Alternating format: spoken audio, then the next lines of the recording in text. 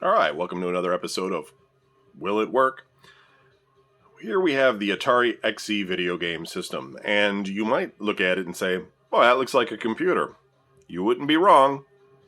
It's basically an Atari 8-bit computer that Atari sold as a game system at the same time that they had released the Atari 7800 and the Atari 2600 Junior. And I don't recall this having any commercials on TV. I do recall the 7800, and for whatever reason, they spent a lot of money on 2600 commercials, but the Atari XE, not as much. This has a weird sort of situation where if you have the keyboard attached, apparently it would, when you turned it on, it would turn into, a full-fledged computer. And but if you did not attach the keyboard, even though it came with it, and you just had the base unit here, it would act just like a video game system with no keyboard input. Interesting. They did make specific games for this. I think I only have one or two, and it does have a light gun, which is cool. It was a little bit up to date at the time. So this is an interesting idea, but I think it might have been a little bit expensive for the time, and so and also. It was just Atari just wasn't cool at that point. Everybody had a 2600, and the people now wanted Nintendo and they wanted Sega, and Atari just couldn't. They didn't have the new games that gamers wanted to play, and so and the ones that they did have, they just didn't market very well. So. You ended up with a lot of failed systems at this point for Atari because they just weren't cool. And it took a long time for them to try to get cool again, which was when they finally released the Atari Jaguar. Although they did have a decent home computer following, it never rose to like the Apple or the Commodore systems at the time, and of course the PC later. But the home computer market, it had its own fans, and they had a lot of different models, and some of them were quite capable. But ultimately, it never really worked out in Atari's favor. So this is a lot of gear. I'm going to set this up, and we're going to find out if it works. So hang on. So let's take a look at the base unit here a little bit. You've got these sort of pastel-colored buttons. Which was an interesting color choice. Power up here, start, I can't see that because of the yellow. Select, I think, option and reset. Your cartridge port here, there's nothing on the front, interestingly enough. You do have two typical 9-pin Atari 2600 D9, I think that's what they're called, ports. On the back, you have an audio, a monitor, which I believe is composite, and then you have a television, which is the 3-4. We're going to try to do the monitor on this next video. Then we had some expansion here for a printer, tape deck, modem. Not sure what that little box is there. Sorry, can't see that little box there. And then there's power here. And then on this far side, we have the keyboard port. Sorry if you couldn't see all that. I know it zoomed in a little bit, but anyway, so fairly straightforward, which is always good. Then we have the keyboard itself, which is, you got to give them some credit though here. It's a nice, decent full keyboard. It's not like rubber membrane chiclet. Type of thing here. This is a good keyboard for learning how to program and to type stuff up. Got a help button, interestingly enough, and some little clips to either mount it. Quite make this cord long enough though. It's a little long, but it's sort of like it would have been nicer. I think if Atari would have spent a little bit of money so that you could take this and set it on your lap. But what are you going to do? So we'll plug this in. Now, I gotta go round up a joystick, because apparently mine doesn't have the original joystick, which I suppose isn't a shocker, because either I took it out to use it somewhere, unlikely, or somebody that originally had this did, and they didn't give it back because they used it to play Atari 2600 games. But lucky me, I have plenty of Atari joysticks, so we'll get into that here in a bit. I have a couple examples of some cartridges.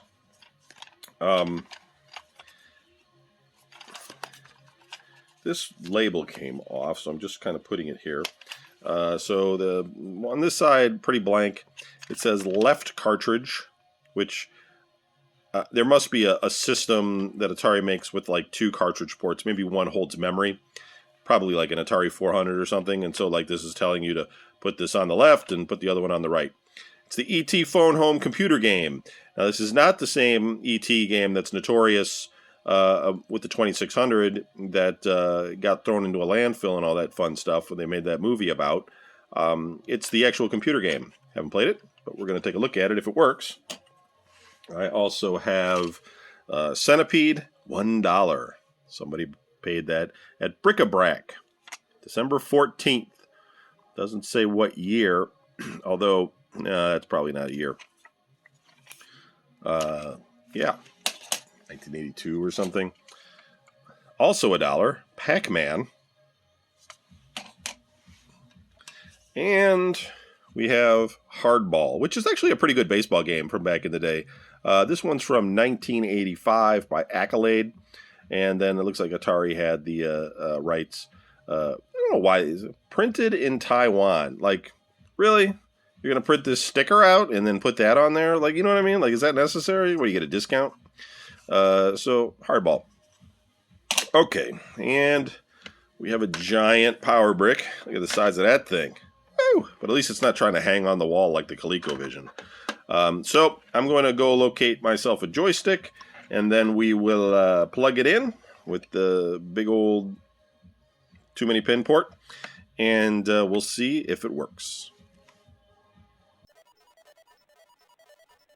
Welcome back. So here we've got the Centipede on the Atari XEGS, which is basically an Atari 800 computer that they made into a video game system.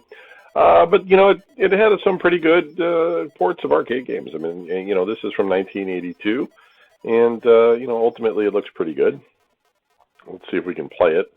Press the start button, and Centipede was one of those games where it was always in, like, if you went to a pizza shop or a bowling alley or something, you could find a Centipede game there, which was always a little bit weird because, like, there were like hundreds, if not thousands, of arcade machines, and a lot of times you just saw the Atari ones. Granted, they were probably the most popular, but you usually just saw them more than you would see others. You know, for instance, Pac-Man was a big hit, but when Miss Pac-Man came out, Miss Pac-Man was everywhere. Like, you could go anywhere and find like a tabletop or a regular stand-up Miss Pac-Man game. But Pac-Man itself, not as often.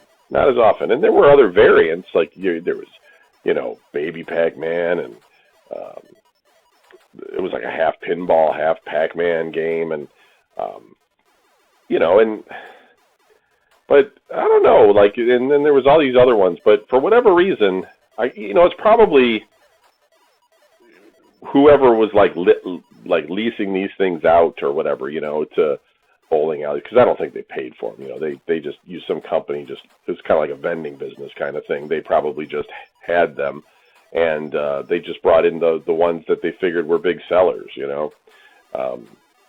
and as well as it's also quite possible that some of them just were hard, they just needed repair all the time. They just weren't really good.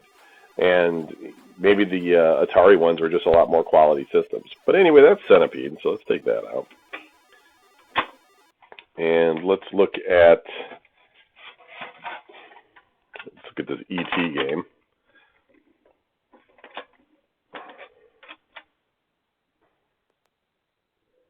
Oh, this Missile Command. That's really weird. You know why that's weird? I didn't know I had a copy of Missile Command. What happened here? This is really strange. Shouldn't even have that. Why is that there? Why do I have a game of Missile Command? I seriously don't know where this game just came from. But I guess I have Missile Command. I don't know. It's really weird. You know how that game cartridge said, like, the left or whatever, and then I think maybe I put it in backwards, and maybe there's two games on the cartridge, one way, one the other. Missile Command was fairly popular. It was a trackball game. Here I'm using a joystick, but you normally use the trackball in order to play it. And it was really hard, though. I mean, you could only get a few rounds in before it really started to turn up the difficulty. But let me try turning that cartridge the other way around.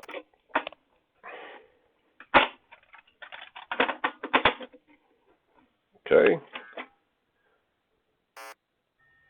Unbelievable. So on one side it's ET, and on the other side it's Missile Command. I've never seen that before. I've seen, like, double-ended cartridges, but I've never seen a cartridge that you actually spun around and there was a different game on each side. That's remarkable.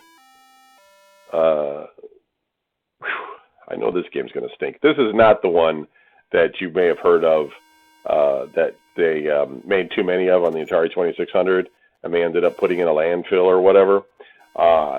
Some few million. This is the Atari 800 version, so this is I don't understand what you're supposed to do in this game. But anyway, yeah, and this game isn't very good either. But this didn't end up in landfills. You have to collect like 4 parts and then bring it back to Elliot's house, and then E.T. will be happy and he will fly home. It's pretty basic. But talk about weirdness. 2 games on 1 cart. I will forget that forever now. I would have to look that up. I did not know that was a thing. Let's see if any of these other games have 2 games on 1 cart. Centipede? Did Centipede have 2 games on 1 cart? Doubt it. Or just going to be like smoke's going to fly out of this thing. Or maybe Missile Command is built into the system. Now, the reason I don't know that, but that makes sense, is because with the keyboard in, it's asking you to go through a memory test, and it has a bunch of different stuff. And I took the keyboard out, and I didn't turn it on with the keyboard out without having a cartridge in there. So let's turn this on. It's going to be Missile Command. All right, so that makes sense. The double-sided cartridge mystery is solved. No such thing. But interesting, it did come with a pretty good. I mean, it's a pretty good pack-in game for the time. To get a free copy of Missile Command with the system built in. So you know, it's a good game. There's a version of Pac-Man here, and I'm sure this is going to be, again, 1982. This is going to be yeah, look at that. It's like a perfect arcade rendition of Pac-Man, where if you've ever played the Atari 2600 version or even seen it, it's barely Pac-Man. It's amazing how poor it is. And it probably sold really well because Pac-Man was super popular. And for some reason, like, some games that were really popular just didn't come out on Atari. And I think, you know, when they eventually did, they were of poor quality. And, yeah, I don't know. I don't know why that is the way it is, but later on, when Atari sort of relaunched the 2600, they had the 2600 Junior at the same time as the 7800, and they released some pretty good Epix games like Summer Games or California Games or whatever, and they were really good. They were really good ports of those games that were normally on slightly more powerful hardware than the 2600. So it kind of showed the capabilities of the 2600 when you wanted to, like, I don't know, maybe invest a little bit in the cartridge itself or something, but not, you know, not just half-ass it. And unfortunately, there was a lot that was half-assed. And then finally, I have this Hardball, which is a baseball game, which I remember playing this. I was never really big into sports, but I remember playing this and start. Oh, what is Start. Here we go. Yeah, and you would, you just kind of move the joystick with where those arrows are pointing. So I'm going to do like a slider, and I'm going to do a low. And you could like change the players around and stuff like that. And, you know, for like, you know, when you're looking at like those old 8-bit games and stuff, it was pretty good, you know, for, let's go inside. You know, can I hit him? I'll try to hit him with the ball. Do a curve ball, pitch high. Nope. But yeah, you know, it's pretty good for an 8-bit. I mean, I'm telling you, there's some real garbage that's out there that was like a baseball game, and this looks pretty good. Go back to those Atari 2600 games, man, and it'll look as great. So, you know, coming out at the same time, games 1982, you had nice arcade ports of a lot of games, some decent stuff, as well as this gave you a computer. There was a light gun if you had, you know, I don't have that, but there was. And it came with some pack-in titles. It came with Flight Simulator 2, Missile Command, and a shooting game, free with system. And I bet if I hook this keyboard up, maybe we can actually find Flight Simulator 2 built into the system. Do we want to try that really quick? Let's try it. I don't know if that's true, but I do know that you need the keyboard in order to play Flight Simulator because it has so much, you know, commands and everything to fly the plane. So here we go. No cartridge, power on. And yeah, we're just going to get like a basic here. So I don't know how you would, do any of these buttons do anything? Option. Reset. No. What if I, can I say like FS2? Does this even work? Return. Oh, it's a weird place for the return. It's like above the, nope.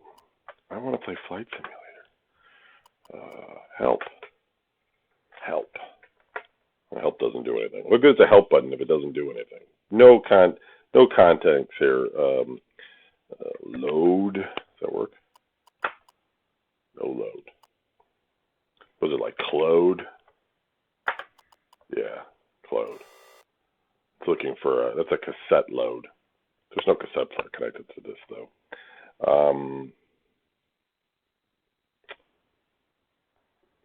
Yeah, I don't know. Sim. Can I break out of this? Break. Control break. Is there a control? There is a control. Control break. There we go. Look at me. I'm hacking the old Atari computer here. There was probably a way to do it. Let me let's look here and see if it needed a cartridge or if it didn't. Atari XEGS, play flight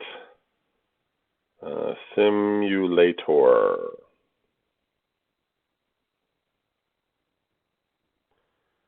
Sublogic. Let's see. The Atari XEGS industrial redesign. It came out in 1987 and marketed as a home video console alongside the Nintendo Entertainment System and Sega's Master System, and Atari's own 7800, as well as they had relaunched the 2600 at that point too. Way to confuse the market, Atari. The XEGS is compatible with existing Atari 8-bit family hardware and software. Without keyboard, the system operates as a standalone game console, which we found out. With the keyboard, it boots identically to the Atari XE computers. Atari packaged the XEGS as a basic set consisting of only the console and joystick, as a deluxe set consisting of the console, keyboard, joystick, and XG1 light gun. I feel like I kind of have a half system here. Blue Max, hey, that was a good game. Let's see. Spray pack of games. XEGS shipped with the Atari 8-bit version of Missile Command built in. Flight Simulator 2 bundled with the keyboard component, and Bug Hunt, which is compatible with the light gun. as the XEGS is compatible with the earlier inputs. So I'm thinking it might have been a cartridge. Saying it was bundled with the keyboard component. I mean, it does make me think that like it could be built into the keyboard somehow. It would be weird though, wouldn't it? You know what I mean? Like,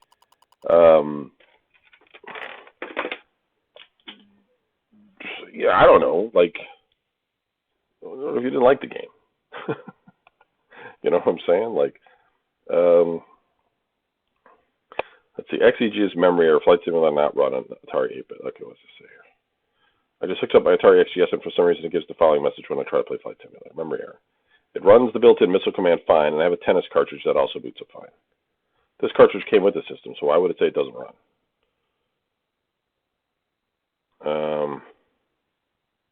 Well, I guess it's a cartridge then. Okay, well, I don't have that cartridge. Anyway, who cares? It's just a really bad version of Flight Simulator that nobody really wants to see. But I was just curious if it was built in or if it did something weird, like I had thought that the cartridge was double-ended. But that's kind of the fun of going through this whole exercise with you guys, is we're all kind of seeing this stuff together. And, you know, if you've never seen it before, it's fairly interesting. So, all right, that's it for the Atari XGS. I'm going to put this one away at the keeper. It works. And we'll see you guys again on the next one. Thanks.